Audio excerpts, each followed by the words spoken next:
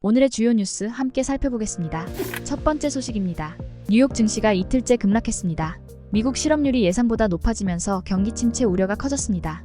7월 실업률은 4.3%로 예상치와 전월치인 4.1%를 상회했으며 2021년 10월 이후 가장 높은 수준입니다.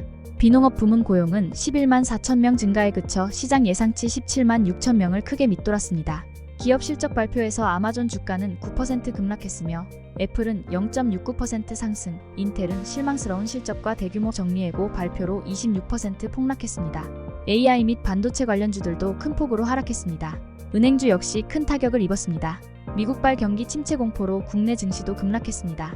코스피는 2600선 아래로 떨어지며 5%대 중반까지 하락했습니다.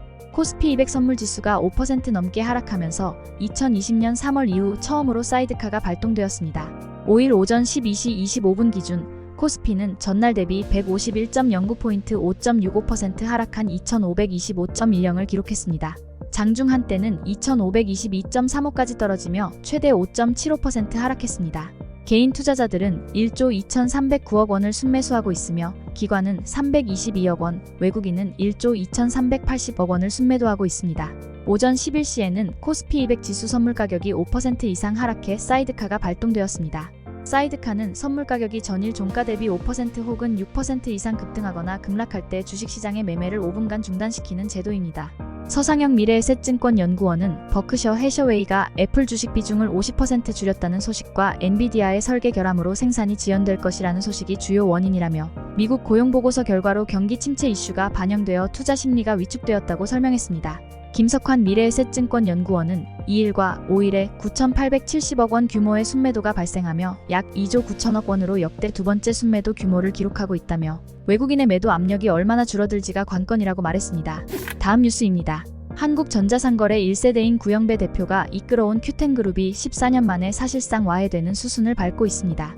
티몬과 위메프의 대규모 판매 대금 미정산 사태 여파로 구 대표의 계열사 장악력이 크게 약화되었고 각 계열사가 독립 생존을 모색하면서 재건이 어려워졌습니다. 유통업계에 따르면 인터파크커머스는 최근 큐텐 측에 미수금을 돌려받기 위해 내용 증명을 발송했습니다.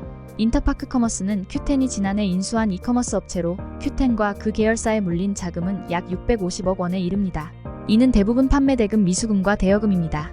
구 대표는 이번 사태가 터진 이후 별다른 대응책을 내놓지 않았습니다. 티몬과 위메프, 인터파크커머스 등에서 판매자 이탈 도미노가 현실화하며 지급 불능 상태에 빠지자 각 계열사 대표가 알아서 사태를 수습하라는 말만 되풀이한 것으로 알려졌습니다. 큐텐의 해외 자회사에서도 위기 징후가 감지되고 있습니다. 큐텐의 싱가포르 기반 글로벌 물류 자회사 큐익스프레스는 구 대표가 CEO직에서 물러나고 마크 리 CFO가 후임으로 임명됐다고 밝혔습니다. 업계 관계자는 큐텐이 자회사 분리 매각과 강도 높은 구조조정을 추진하지 않고 각 계열사가 각자 도생에 매진하는 현 상황이 시장이나 채권자들에게 긍정적인 메시지를 주지 않을 것이라고 전망했습니다. 다음 뉴스입니다.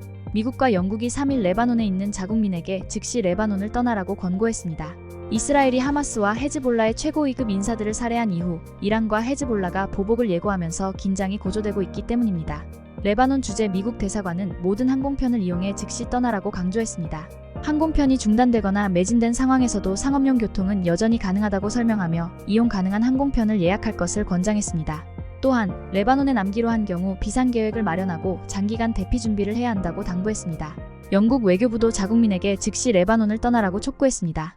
군인과 영사 담당자를 파견해 대피를 돕겠지만 상업적 선택권이 남아있는 지금 출국해야 한다고 강조했습니다. 이스라엘은 베이루트 공격으로 헤즈볼라 고위급 지휘관 푸아드 슈크르와 이란 혁명수비대가 관리하는 숙소에 있던 하마스의 이스마일 하니예를 암살했습니다. 이에 이란과 헤즈볼라의 보복이 임박해 이스라엘과 헤즈볼라 사이의 전면전 가능성이 높아졌습니다. 다른 나라들도 자국민에게 대피를 권고하고 있습니다.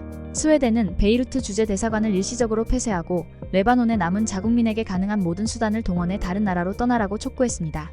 프랑스는 이란 영공 폐쇄 가능성을 언급하며 이란 방문자에게 최대한 빨리 이란을 떠나라고 강조했습니다. 다음 뉴스입니다. 지난 1일 인천 청라국제도시의 한 아파트 지하주차장에서 발생한 전기차 화재로 480여 세대의 전기가 끊겨 주민들이 큰 불편을 겪고 있습니다. 인천 소방본부에 따르면 이날 오전 6시 15분쯤 벤츠 전기차에 불이 났고 소방당국은 8시간 20분 만에 진압했습니다. 이로 인해 아파트 단지의 일부에 정전이 발생해 오후까지 복구되지 않았습니다. 14개 동 1581세대 중 5개 동의 480여 세대가 전기 공급이 끊겼습니다. 30도를 웃도는 폭염 속에서 주민들이 집에서 생활할 수 없게 되자 인천 서구와 대한적십자사는 청라 1, 이동행정복지센터 등의 임시 주거시설을 마련했습니다. 100여 명의 피해 주민들은 이곳에서 생활용품과 음식을 제공받으며 전날 밤을 보냈습니다. 일부 주민은 가족이나 지인의 도움으로 거처를 구했습니다. 서구 관계자는 전기 공급 복구 작업을 진행 중이며 일요일을 목표로 하고 있다고 밝혔습니다. 또한 수도 공급 작업도 진행 중이라고 전했습니다. 이 화재로 지하주차장에 있던 차량 중 140여 대가 피해를 입었고 23명이 연기 흡입 등으로 병원에 이송되었습니다. 경찰과 소방당국은 화재 원인 조사를 위해 합동감식을 진행했으며 8일에는 국립과학수사연구원과 합동감식을 할 예정입니다. 다음 뉴스입니다. 배달 라이더가 배달 주문 수행 등을 자율적으로 결정할 수 있었다면 근로자성을 인정하기 어렵다는 법원 판결이 나왔습니다.